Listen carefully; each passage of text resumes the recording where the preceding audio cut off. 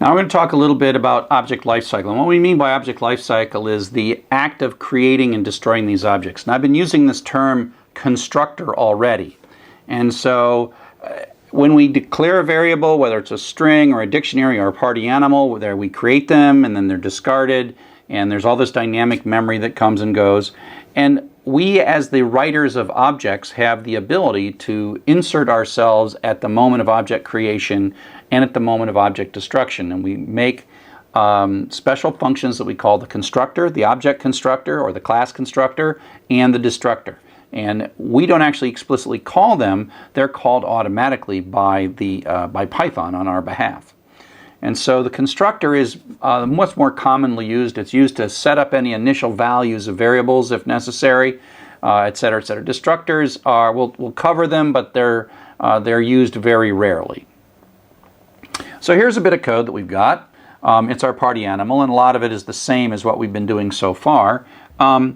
So we have this variable x, and the constructor has a special name, underscore, underscore, init, underscore. Again, we pass in the instance of the object, self. And in this one, all we're going to do is print out that you're constructed. And here's this code that we've had before. And now we have underscore, underscore, del, and then we pass in self. And we'll just print out that we're being destructed and what the current value of x is for that particular instance. So let's go ahead and run this. And so again, this doesn't really do any code up to here. That just defines party animal, but this is the constructing of it. And basically that says, oh, and it really kind of creates these variables, and then it also runs the constructor. And so in this case, this line right here is causing the I am constructed message to come out.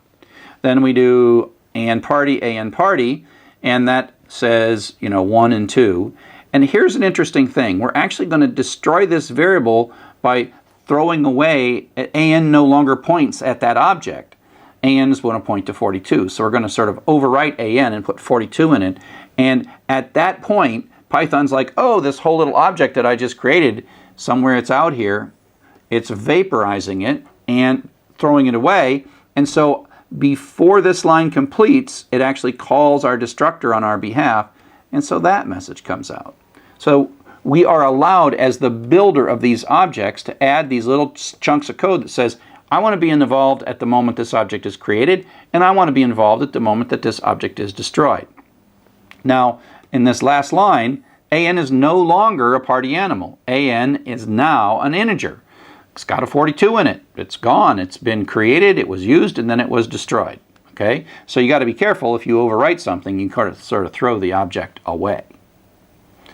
So the constructor is a special block of code that's called when the object is created to set the object up.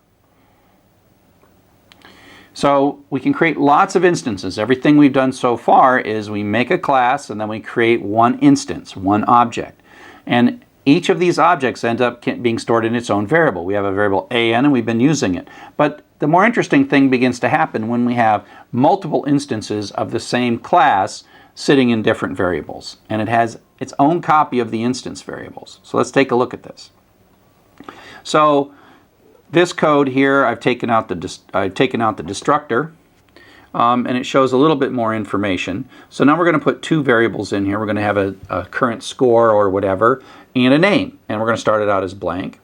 And this time we're going to add a parameter onto the constructor.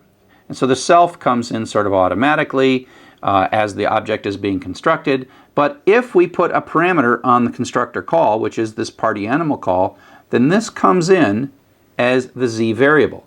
And so self is the object itself, and z, this first parameter, is whatever parameter we put here. Everything we've done so far has no parameter here, but now we have a parameter here. And then that means that when we call this constructor, this line of code comes, and then name is no longer blank. Name is going to be Sally in this particular thing. And then I'll say, oh, self.name, which will be Sally, has been constructed. And so then we have this, and that object is now constructed, and then we put it in the variable s. And then we call the party method on that, and we construct a different one. And so this time it calls, and z is Jim, and we basically have another copy of this. And so this is how it's going to look. right? As it runs down here, when this is called, it makes one instance and stores that in the variable s. And there's a variable x in there, there's a name in there, there's an init method in party, and that's all in here, right? All that stuff is in here. And now we say, let's make, and that's going to have Sally in there. All right, Sally in there. And then we're going to do another constructor, and so it's going to make a whole new thing, and it's going to store that in J, and this one's going to have Jim in it. On S party, then this turns into a 1, and then we're going to call J party. That turns that into a 1, and then S party will cause this to be a 2. Okay, and so what happens is we have now two objects, one in the variable S and one in the variable J, and they have separate copies of their instance variables. These are the instance variables or the object fields or whatever, but they're the variables. But the key is that every time we do a new construction, it duplicates this, and there's another copy of it. So there's an x within s. So s.x is this variable, and j.x is that variable. Okay? So the next thing we'll talk about is inheritance, and that's the idea of taking one class and extending it to make something new.